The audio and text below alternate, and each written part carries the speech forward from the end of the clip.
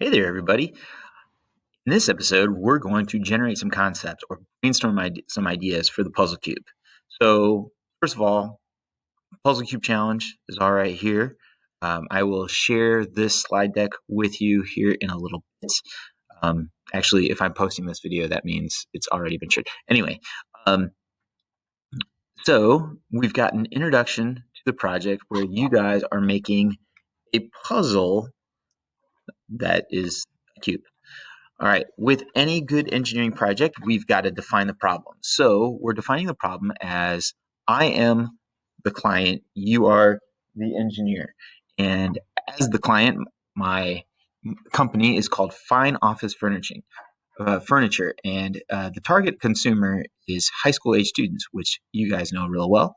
So this is where your name would go as the designer. My problem is I have a furniture store company and I have thousands of these little cubes all over my office that are just a waste and I just throw them away and it's costing me a lot of money. So how can I take these cubes and put them together and make a puzzle that I can also sell as like a knickknack thing at my store or my shop?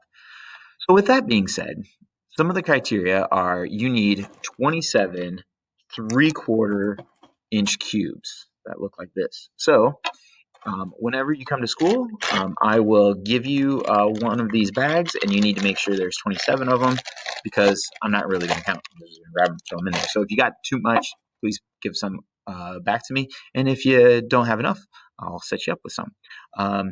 If you are doing e-learning, shoot me an email and I will send some to you so you can work on this at home. The only other thing we'll need is glue, and so most of us have just Elmer's glue will work perfectly for this. The next criteria is the puzzle system must contain exactly 5 parts. And when we say that, when we put this together, okay, this is considered a part. So we've got 1 part, 2 parts, 3, 4, 5. So 5 parts will go together. No 2 cubes can have the same shape. All right. Number 5 says that the 5 parts must assemble a 2 1/4 inch cube. So now I need to remember how my cube goes back together so I can show you. And honestly, like you guys will make and design these. So there you go. There's a 2 3/4 inch cube. And then finally, most parts should be interlocking. And what we mean by interlocking is when you have a part and it just goes like straight up, that is not interlocking. When we have a part that goes straight up and like more than 2 up and more than 2 over, that's not interlocking. But when we have a part that goes more than 2 side to side, more than 2 or more up or down, and then 2 or more in depth, that is interlocking. So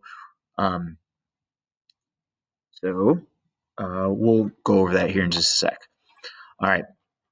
Here's what we want to do. We want to generate some concepts, brainstorm ideas. Don't worry about if the parts fit together yet. We're just going to make individual parts, okay? And practice drawing isometric. If you have an engineering notebook like this is key because on the odd numbered pages is isometric paper. If you don't have one yet, I'm going to hook you up with a Jamboard, and we can make that happen. Also, you could use Onshape to help with ideas, Minecraft to help with ideas, or this tool right here, which is called Isometric Drawing Tool. When you click on this, it pops up just like that to help with some ideas. So, first things first is we are going to draw 1 cube parts and 2 cube parts. Okay, so first I'll just use this tool. Here is 1 cube, but we want to practice drawing this as isometric. Now, one of the rules that I skipped over accidentally, sorry about that, let me jump back here, is each individual part that we're going to end up designing or using must contain at least 4, no more and 6 hard cubes. So this is an example of 4 cubes. 1 cube would fit here, here, 2, 3, and 4, like that. Whereas this one, this part right here, it has 1, 2, 3 going across the backside, 4 5 cube parts. So this is a 5 cube part right there. Then 6s, but so we can have 4s, 5s, or 6 cube parts. We jump back here. Now let's just get some practice drawing isometric. So that's how we draw isometric. Now here is our directions for drawing a 1 cube part. And I'm going to share this with you so that you can use this to draw, or you can use your notebook. So I'm going to grab a pencil or a marker, and I'm going to draw in black. So I'm going to put a dot here, I'm going to put a dot here, I'm going to put a dot here, and a dot here. And I'm just going to play, I'm going to stay on lines as best as possible. So there's my top view, just like my top view here. I'm going to draw down following the lines. And I'm going to draw up and over, and we've got 1 cube. And this is called an isometric view, where we have a top view, we can see the front, and we can see the right side looking at that, and you can see them all equally. So iso means equal, and of course metric is measurement. So here we go. Let's do a 2 cube part. So if I draw similarly and draw 1 cube, and I go down 1, and I go down 1, and I go down 1. So now we're going to say, all right, 2 cubes stacked on top of each other, right? And then I'm going to draw this down 1 more, because we're going to, second cube is on the bottom. Down 1 more, down 1 more, and I'm going to draw just like that. And if you want, some students like to draw the lines on there so they can kind of see it a little bit better. And we have 2 cubes. Now, we could have drawn it sideways. It's the same cube, okay, or it's the same part. So we don't have to redraw all kinds of parts in multiple views, okay? Now, let's try a 3 cube part.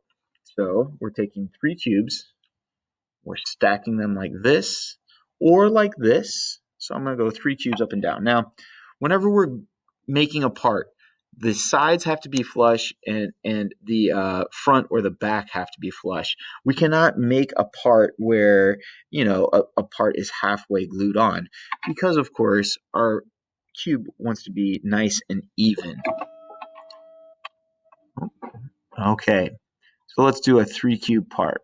1, I'm going to start with the top view. I'm going to go down 1, 2, 3. I'm going to go down 1, 2, 3 on the right side, and I'm going to connect those dots. On the left side here, I'm going to go straight down 1, 2, 3, and I'm going to connect those dots. Again, we can draw those, and some students might do it a little bit differently. Okay, they might draw a cube and then draw the middle cube and draw the bottom cube. That's totally fine. I'm one that I like to start on the top and work my way down. Hey there, Leighton. Okay, there's one more 3 cube part that we can do, which is like an L. So let's draw that. I'm going to go